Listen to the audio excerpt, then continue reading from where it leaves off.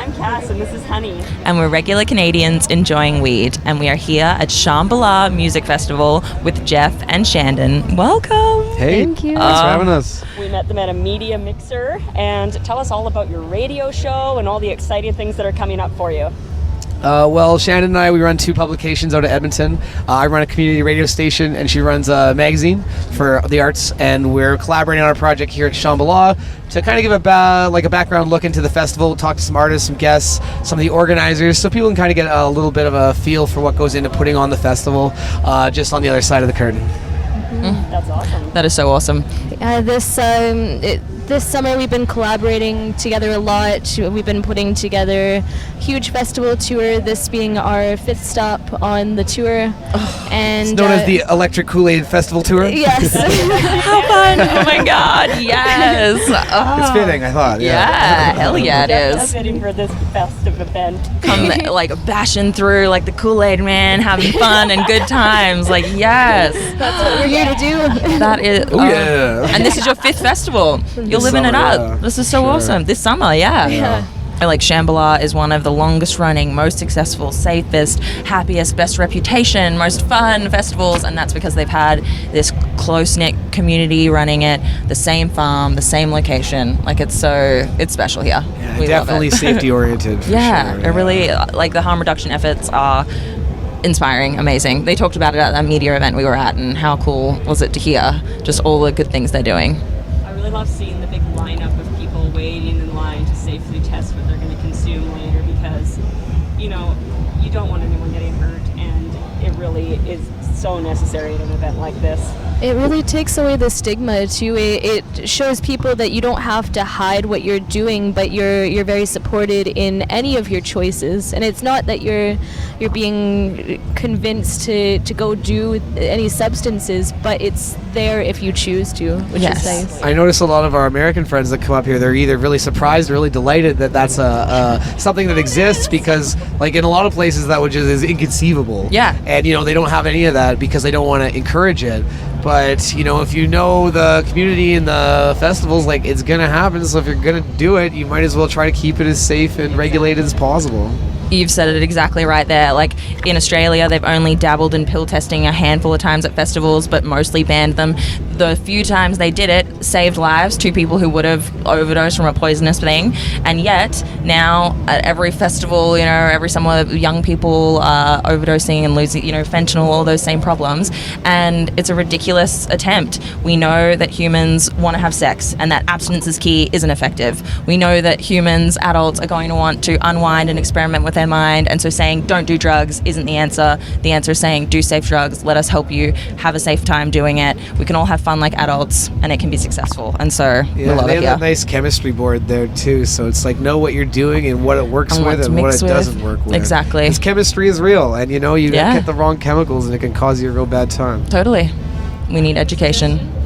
Please. Would you like to smoke that role model doobie we have? I think we That should. sounds amazing.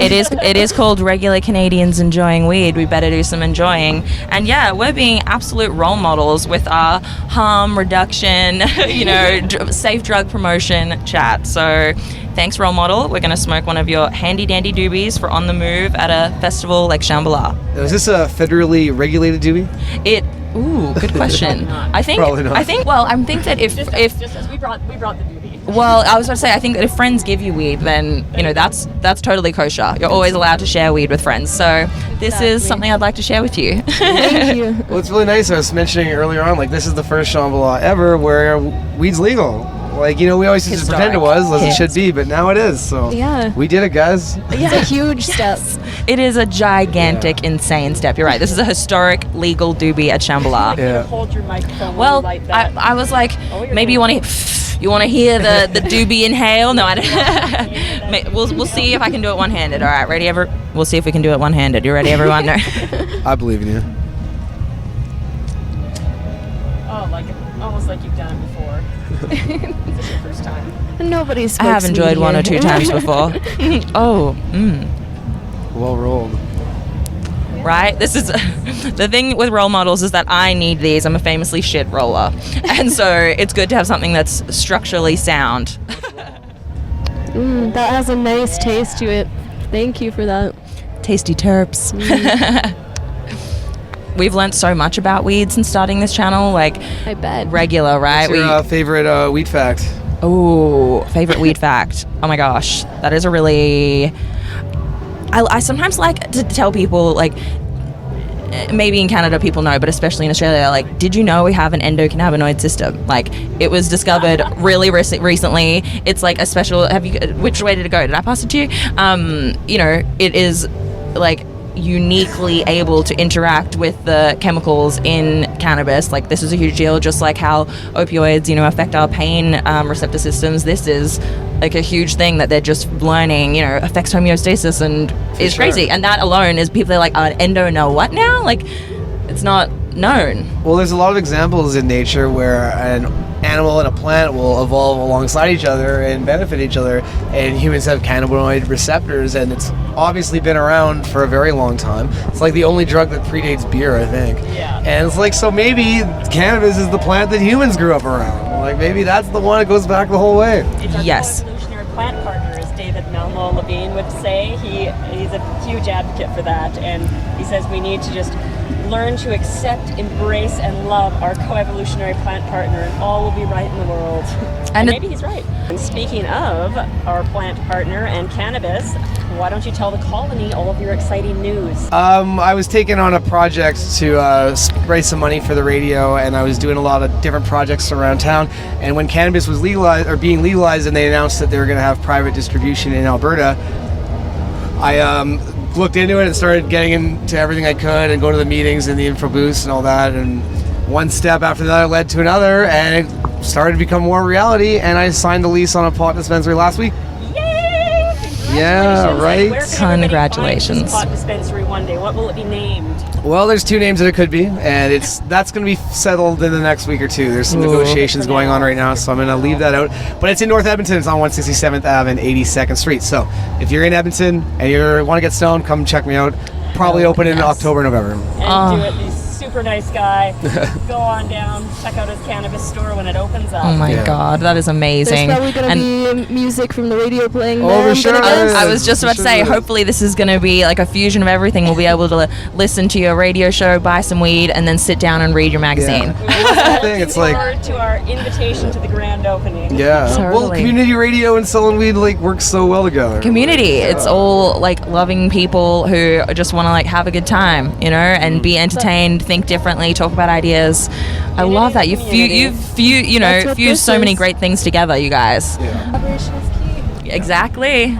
And collaboration is happening right now, and it is key. And tell us more about the Dream Zine, if you would. The Dream Zine, it started as a platform initially just for expressing experiences, for expressing dreams, as an inspirational media platform, because I think that's so important in this day and age, that we are so bombarded in the news on a daily basis by this negative media, consumerism, the things you need to buy. And I just wanted to show people what we already have and what's growing in this community. And there's so many amazing people like yourselves, like everyone throwing this festival, like, out in the world, you see them.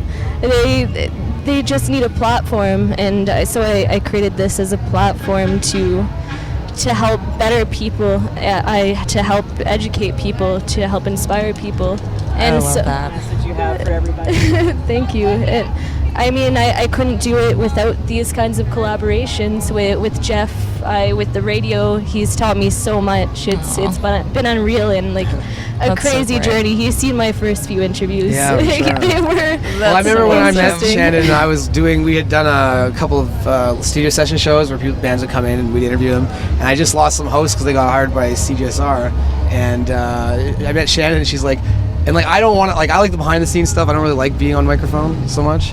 So when Shannon, I met her, she's like, yeah, I really want to interview bands. I was like, well, great. I have all these bands I don't want to interview. So let's do that. That's so perfect. Again, So you, then she picked it up for me, and then then she got us into the festival thing. So then That's we're back. awesome. Again, it's that combining of what everyone is best at, what everyone likes to do, and then together you can make some really amazing stuff. Like I feel like we're doing right now, that you're definitely going to do at your dispensary. And we, our show's regular Canadians enjoying weed. Tonight's an exception here in the Kootenays, but normally it's all BC. But we really want a road trip, and when we do, expect a knock at your dispensary door. Expect a knock. Thank you for Yeah, sure. definitely Thank you so much sing for coming on our show. We're starting to Thank get you for rained having out. We us. better do an outro Now. just in case. Exactly. Thank you for watching, everybody. Don't forget to enjoy responsibly. Yeah. And don't drive high, and check out these guys. Yeah. Thank you. Beautiful people we met at Shambhala. I like this bracelet you got going on. Oh, yeah. That's the way to do it. Just a reminder that I am the press. is it over this way? is, in case the microphone didn't remind you, allow this to. Yeah. We're kind of big deals now. Yeah. We got media We all are. passes, we have microphones. It is a big deal. friends, we're- Schmoozing with radio hosts and magazine editors, no big deal, no big deal. Day in the life. Exactly, a day in the life of Kass and Honey at Shambhala. You get it.